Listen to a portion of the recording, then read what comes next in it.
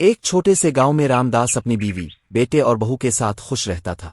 मगर सुनीता के दिल में अमीरी का ख्वाब बस गया था। सुनीता बावर्ची खाने में बर्तन धोती है, चेहरे पर नागवारी। सुनीता को अपने ससुराल की सादगी पसंद ना थी, इसे शहर का शौक था। यहाँ सब कुछ पुराना है, कुछ नया क्यों नहीं? राजू खेत से लूटता है, पसीने में तर नर्म मुस्कुराहट। सुनीता कुर्सी पर बैठी गुस्से में।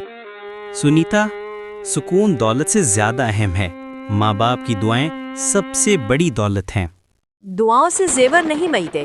शरबा कुनवे के पास पानी भर रही है, इसके गिले में जेवर चमक रहा है। सुनीता हैरत से देखती है। श्रद्धा, ये जेवर कहाँ से?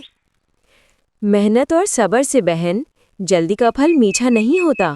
सुनीता अकेली बैठकर सोचती है। बस एक मौका चाहिए, सब कुछ मेरा हो जाएगा। लालच ने इसके दिल में जगह बना ली थी।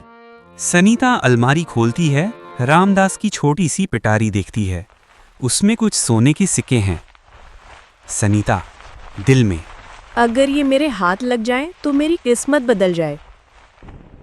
सुनीता दबे पांव कमरे में जाती है। लालच ने उसे अंधा कर दिया था। वो अपने ससुर की अमानत चुराने लगी। कुसुम जाग जाती है और शोर मचाती है। राजू और रामदास भाग कर आते हैं। सुनीता, ये क्या कर रही हो? क्या यही तुम्हारे माँ बाप ने सिखाया है? सुनीता शर्मिंदा हो गई। उसकी आंखों से आंसू बहने लगे। वो जमीन पर बैठकर बोली, मैं सिर्फ देख रही थी। सुनीता जमीन पर बैठी रो रही है। लालच इंसान की इज्जत छीन लेता है। सुनीता को अपनी गलती का एहसास हुआ।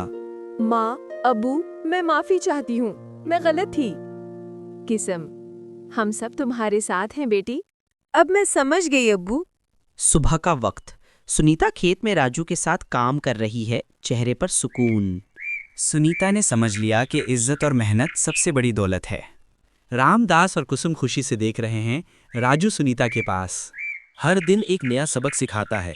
आज सुनीता ने सब कुछ समझ लिया। शरदा आती है, सुनीता का हौसला बढ़ाती है।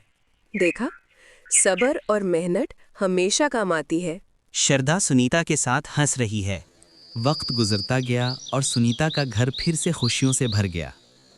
राजू और रामदास उस पर फख्र करते। शरदा उसकी तारीफ करती।